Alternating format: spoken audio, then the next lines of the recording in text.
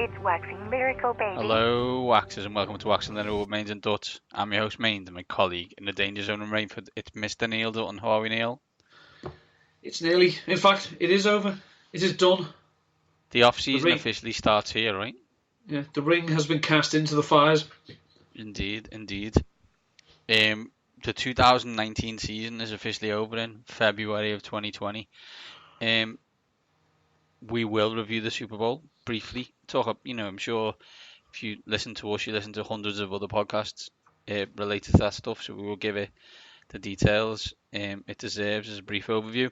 We will then focus this week on the Waxies, looking at our fantasy awards for the year. Give you who Neil believes were his fancy darling and fancy losers of the year. We'll look at the biggest disappointment, the rookie of the year, PPR player of the year, and obviously the fantasy player of the year. But Neil, let's kick this party off with the Super Bowl review. And I guess first of all, as this is a pro Andy Reid podcast, let's begin by literally waxing lyrical about Big Red himself. I think we should, as an Eagles fan, which I don't know if people know I am. I may have mentioned it once or twice. Hit that well. I have. It would have been nice if this was just another ring for Big Red, having got the Eagles there. If he got the Eagles over the hump during his time in Philadelphia, obviously that did not happen. In his time away from Philadelphia, the Eagles have won a Super Bowl. Now he's won one. So ultimately, I think that's good news. I can be happy with it. And I think it just came across all week, or 2 weeks, if you will, leading up to the Super Bowl, that it was almost like the public vote, I think, would have gone with Andy Reid. I don't think anyone would have had an objection to Kyle Shanahan winning one, as I think this was described as the Super Bowl with no baddies. Yeah. But I think it was a case of, I like them both, but I'd probably like Big Red to get his first. Yeah, I think we'll come on to Kyle momentarily. I think there's a lot of people who don't like a lot of people. I think that's fair to say, but there's not a lot of people who don't like Andy Reid. Only six coaches have won more games than he has ever won in his career. I think this was his 15th playoff appearance, so one could say that he was due. I think, he's a wonderful offensive mind. I think sometimes it's overlooked. I think it's also underlooked what a good coach he is, in terms of not necessarily players, but a teacher of men and getting other coaches into said field. I think there's 3 or 4 head coaches now and 3 or 4 coordinators who were all part of the Andy Reid tree. I think, and Andy was part of another tree, that, that kind of idea that this is a teaching establishment. I think, and I don't want to cast aspersions on a former hero of yours, Neil, in Donovan F. McNabb, but a lot of the times Andy Reid has got to playoffs with a less than perfect quarterback, shall we say. I think Donovan McNabb was excellent, but he wasn't top 3. I don't think, if I remember accurately, any year. They went to those NFC title games. I may be wrong. Happy to be said wrong. What we can say is that Patrick Mahomes is a top 3 talent in the league, and that helps. I think he had better defenses in Philadelphia. I think he had better defensive coordinator, that's for sure. But, now Spags has got 2 rings and he can give us the fingers all he wants. I think sentimentality led us to think we wanted the Chiefs to win it, although I think we both picked the 49ers. So I think that just... I didn't. I think I picked I think I did. You might have done. I think I did. If we move on to the 49ers, Neil. Kyle Shanahan did not lose this game. Yeah, well, I was about to say, three times a team has come back from 10 points or more to win the Super Bowl. For those who don't know what those games are, two involved New England Patriots, one against the Seahawks and one against the Falcons. You may have heard of the Falcons game, and obviously this game. I think if we take the 28-3 game, which is probably the Kyle Shanahan one, because we're talking about Kyle Shanahan, I sometimes think people forget that Kyle Shanahan wasn't the head coach in said game. Yes, excellent point. Because he wasn't the head coach. I'm right. Dan Quinn was defo the head coach, right? Correct. And I am sure that Kyle Shanahan would like to take plays back. I think that's fair to say. That we're not doing him blame, but Kyle Shanahan didn't hold Chris Long. Kyle Shanahan didn't go offside. Kyle Shanahan didn't call plays to allow Tom Brady to go up and down the field. No. I think, again, I look and think, could you have done certain things in certain situations differently? I always think that you should coach the same regardless of the situation. If you are an aggressive coach, be aggressive. And I was concerned that in the final minute and a half of the first half, Kyle decided that 10-all was okay. Yeah, that was a problem. As you say, the problem for me is that, and Ross Tucker mentioned this, I think, in his Athletic article. You can't criticise Shanahan for being too conservative and then criticise him for being too aggressive in the same game. You can't do that. So it's one or the other. The clock and time management at the end of the first half was bizarre, but in the second half, as we say, you can't stop Patrick Mahomes. You can only slow him down. Yeah, for 3 quarters, Patrick Mahomes was having the worst game of his professional career. Patrick Mahomes doesn't do 4 bad quarters. Well, we proven by the fact we didn't know he could do 3, but we do now. Yeah, and I just think that it would be simplistic to place the blame for everything that went wrong at the feet of one man or in the hands of one man, but it was not Kyle Shanahan who kept missing George Kittle when he was wide open, or not even seeing that it was wide open. It was not George Kittle, or Kyle Shanahan, who missed Emmanuel Sanders deep. That wasn't Kyle Shanahan. I know it. He's the coach. He's not the quarterback. Now, do we think then at the end of that first half, was the coach coaching around his quarterback? Probably. Is that a problem moving forward? Perhaps. Have we seen that quarterbacks can be coached around and win Super Bowls? Yes, it happens. If they're going against a force of nature, it's not going to work. And I think ultimately it should, as you say, it should come down to the fact that Kyle Shanahan should have said, F the other team. I'm calling my offense. I'm not scared about theirs because I don't control it. Yeah, I think they threw a lot more than I thought they would. It worked for a percentage of the game, I think. But what I would say is, got stats here. Jimmy Garoppolo completed 37 passes in the playoffs. Only one of them was more than 20 yards.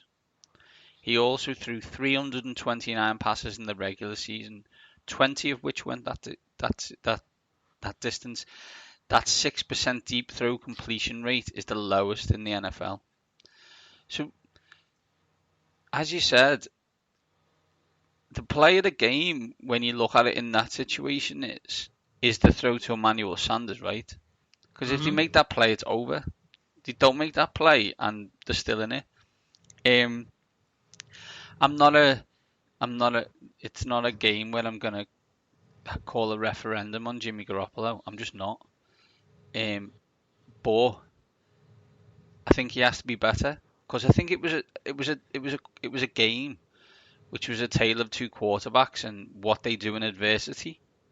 Because as you said, I don't think either of them were really any good, and Patrick Mahomes, I think you're quite right to say, probably had his worst game ever for 3 quarters, which is, some statement. But he fights and he battles and he scratches and he gets through. And it just didn't happen for Jimmy G. And he missed plays in the final quarter, and that's where you make your money. Like, regardless of what anyone says, that's where you got to make it. And it just didn't happen for him. Yeah. One thing as well that people need to really, really cool their jets on. Stop with the Kyle will be back. Yeah, because Super Bowl losers automatically bounce right back. Let's look over the last decade. Yeah, the Patriots bounce back. No one else does. Yeah, so let's not just kiss him into next year's or in 2 years' time. It's not that way. What year did the Eagles lose the Super Bowl to the Patriots? Neil, 2007. 2005. 2005. It's 2020. Mm-hmm. Andy Reid's a really good coach, right? Yep. He hasn't got back to the Super Bowl till now. Nope. So it's not guaranteed. There's a lot of flipping hard work, and there's 31 other teams. Well, there's probably about 24 who are trying. Some of them aren't. To get to the Super Bowl every year. So, you would like to think, given his level of coaching ability, that he will put himself in positions to get back to the Super Bowl. That does not mean he will get back to the Super Bowl. They're not the same thing. No. Seriously, as well, since I've been watching the NFL, the NFC West sucks in Super Bowls, by the way. The Seahawks have lost 2, the 49ers have lost 2, the Rams have lost 2, the Cardinals have lost 1, but they've only been to 1. Yeah, I think you should just stop going. The weird thing is, like, when I was first started watching the NFL, there was only one team in that division. It was the 49ers, and they won every year. So it's weird. Obviously, Patrick Mahomes is named MVP, but wasn't the best offensive player on the field a running back for Kansas City, Damian Williams? Yeah, but the best players on the field were defensive linemen. Nick Bosa was a man possessed, and Chris Jones just kept swatting passes down at the line. So you don't have to sack the quarterback, but if he can't get it past you, he can't do anything. But ultimately, the glory goes to the people who touch the ball on every play. So, agreed. Final thing, Neil. What do you think of the halftime show?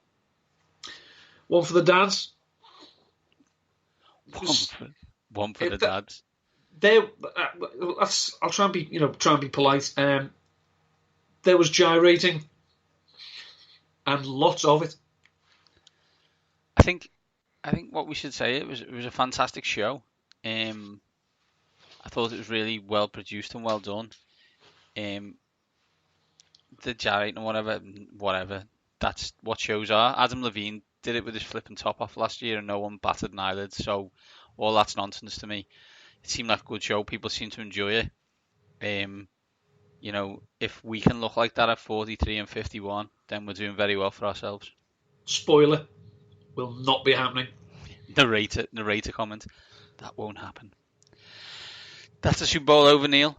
We move on, and to wrap up our season, we're going to hand out some awards in the Waxies. So let's bring the audience in to discuss it.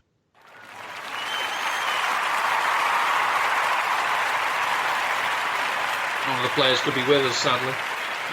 Welcome, everyone. So what we've got is a number of awards that we both wanted to hand out this year. It's a fancy show, so let's do a fancy style.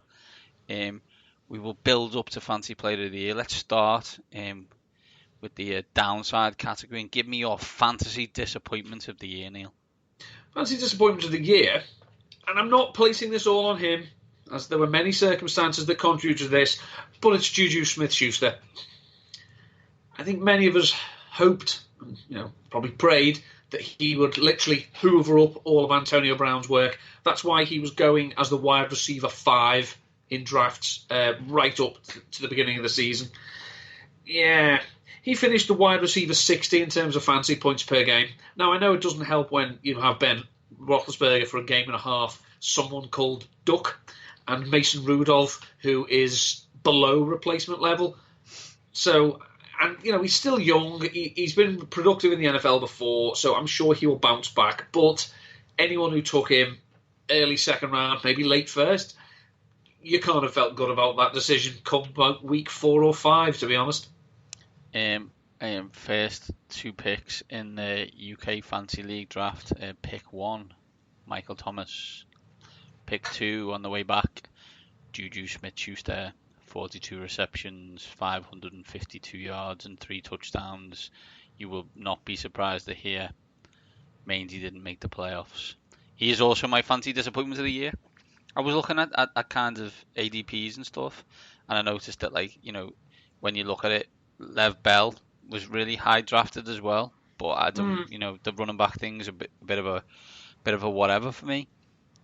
And I just looked at Schuster and thought, you know, he was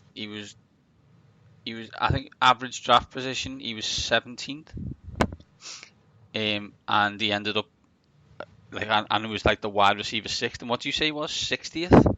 In terms of, he didn't play all 16 games, I don't think, but in terms of fantasy points per game, he was wide receiver 60. It's not good. It's no. As we describe it, Neil, in our world, that is #ungood. Neil, can you give me the running back don't matter award, which is the running back who came from nowhere? The running back who came from nowhere. Now, actually, there are 2 contenders for this, but one of them is going to be fantasy darling. So instead, to spread it out, the running back who came from nowhere is Kenyon Drake, who was going in the 8th round, or late 7th, early 8th round in draft. He was the running back 34. Now, in weeks 1 to 7, as a member of the Miami Dolphins, he was averaging 9.5 PPR points per game, which is not a lot.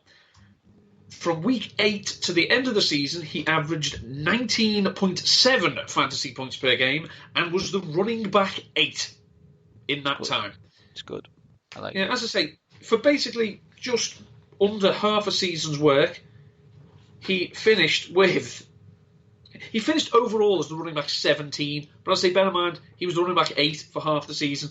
As he finished with 817 rushing yards, 8 rushing touchdowns, 50 receptions? I'm looking at the wrong person. No, 50 receptions for 345 yards.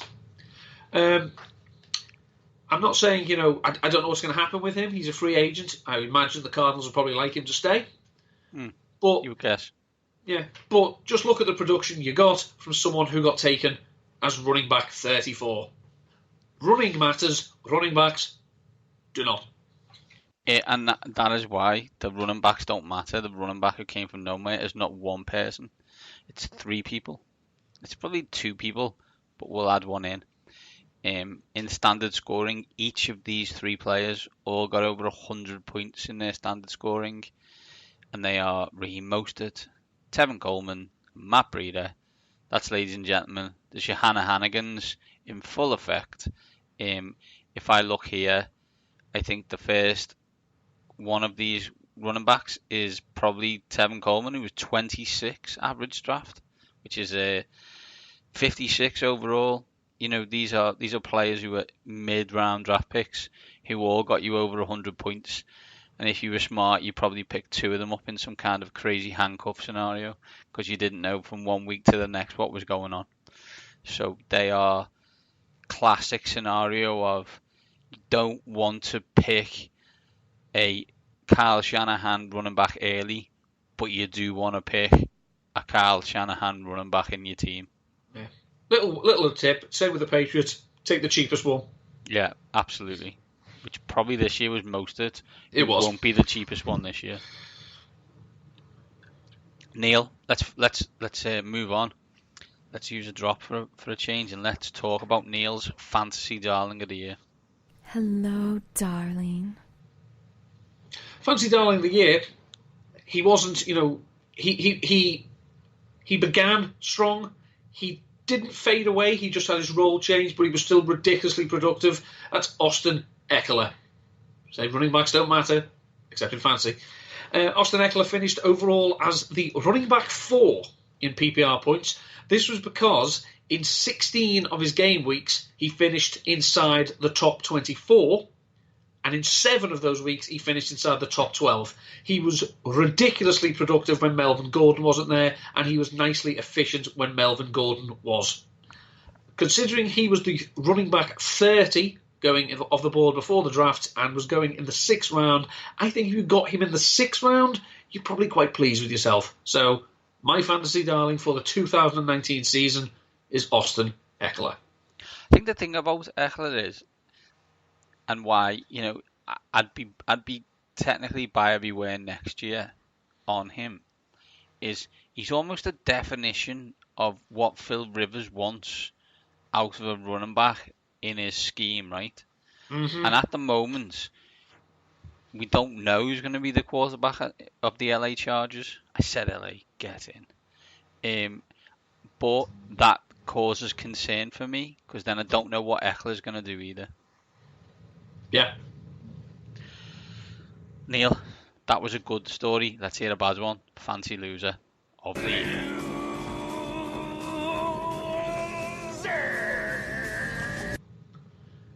He lost in fantasy.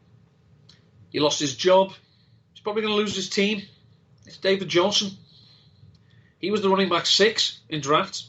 For the first 6 weeks of the season, he was the running back 6. From weeks 7 to 17, he was the running back 84. Now, what you're probably getting from this, if you've been listening, they had a running back who finished the season as the running back 8. They had a running back who started the season as the running back 6. Seems to me this is a particularly friendly offense for running backs they have going down there in Arizona. And David Johnson looked old, he looked slow, and he looked knackered. Mm. If you took him in the first round, as early as you did, you probably dislike yourself a great deal. Well, yeah. I think this is the issue, right? And we talk about this all the time, and it's boring, really. 1 year they look great, and the next year they don't, or 2 years they look great, and then the legs fall off. You don't really know why. It just happens. Just one of those things, Neil, and it happens over and over again. But people still are obsessed with taking running backs early. Neil, who is your fantasy rookie of the year? Fantasy rookie of the year. This was a tough one because no one was really outstanding. There were a few who chipped in, so I'm not going to give it to one person. I'm going to let them share it amongst themselves, and for the majority of them, they're quarterbacks. Daniel Jones, despite fumbling the ball an awful lot, had his moments. Gardner Minshew looked great at times, had his moments. But if I had to just give it to a slight edge, I'd say Kyler Murray, considering the question marks about him, considering the production he was able to put in. He'd have been even better if he hadn't got hurt towards the back end of the season. That hampered his running. Yep. So I will give him the fantasy rookie player of the year. And also, if you really want to follow up more about the subject, you can read my rookie review of him from RotoViz, the first of our rookie review series.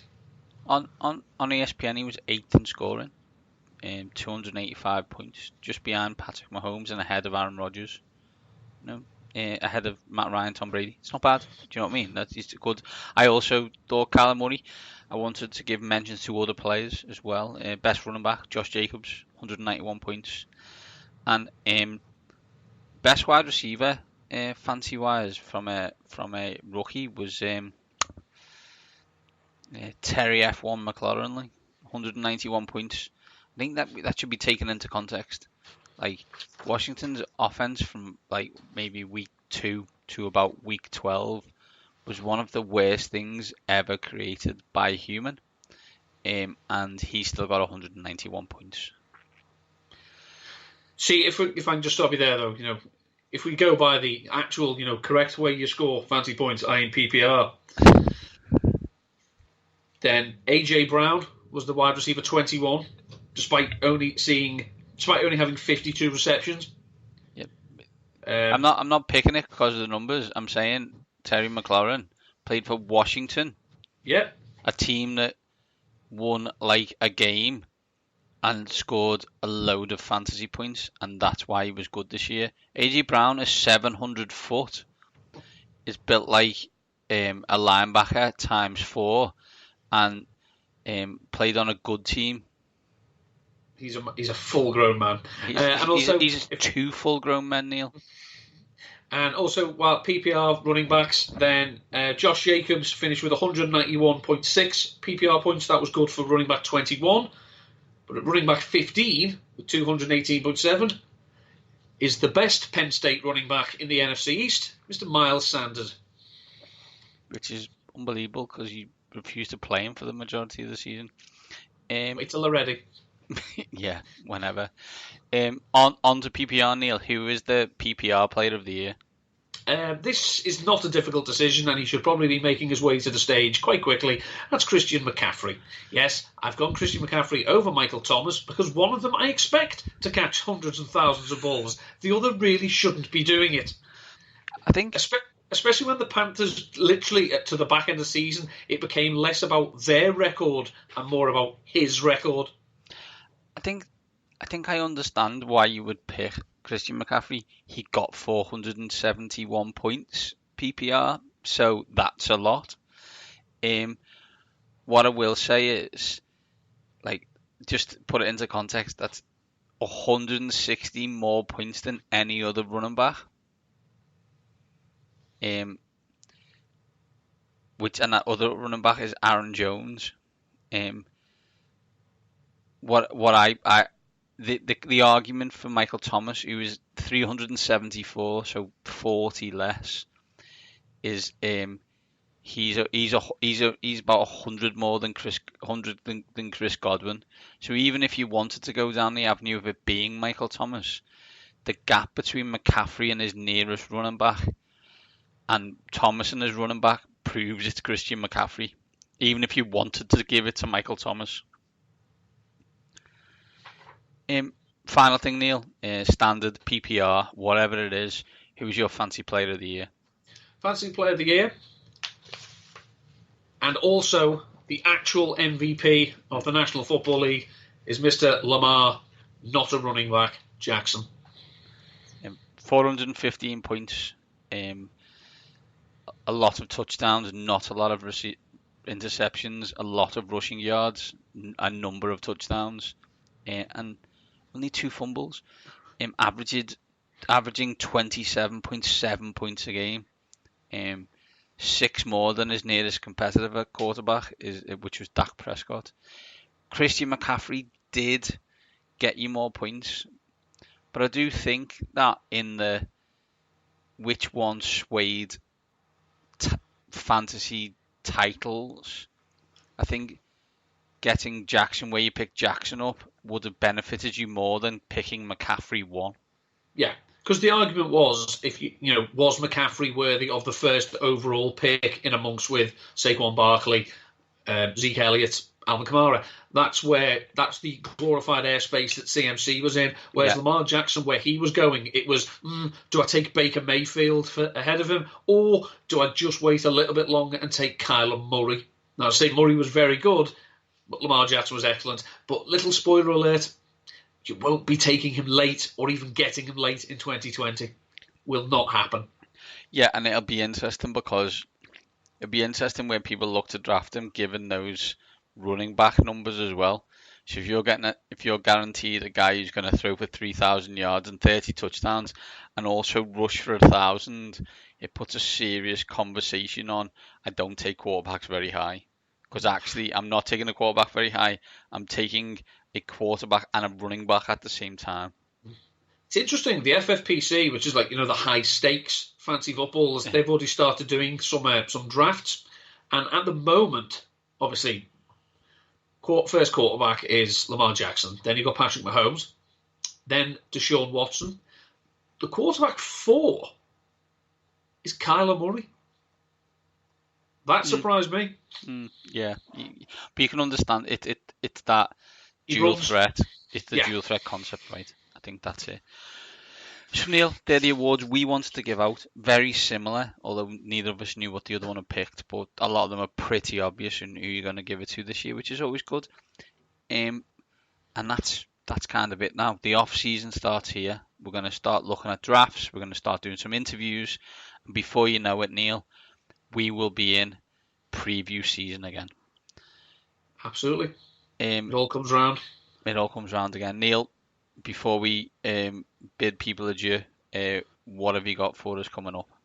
Well, in case people missed it, we have talked about it, so you obviously must have been listening. The Kansas City Chiefs won the Super Bowl, but there is an opportunity to meet and enjoy an evening with a great Chiefs player of yesteryear, namely Dante Hall, the human joystick, one of the best kick returners in NFL history. He's going to be doing hopefully three live shows this April. One of them in Glasgow, one of them in Edinburgh, and one of them in Manchester. Tickets range from £15 to £35. I will tweet out the details. But be a great chance to speak to someone with an association with the current Super Bowl champions, and also someone with an interesting and somewhat controversial career himself. So you want to get involved with that, we will tweet out the details. That sounds good. That sounds like fun. It does, Neil. As always, Neil is at ndutton13. I am at Mandy7, and combined we are at waxing_lyrical.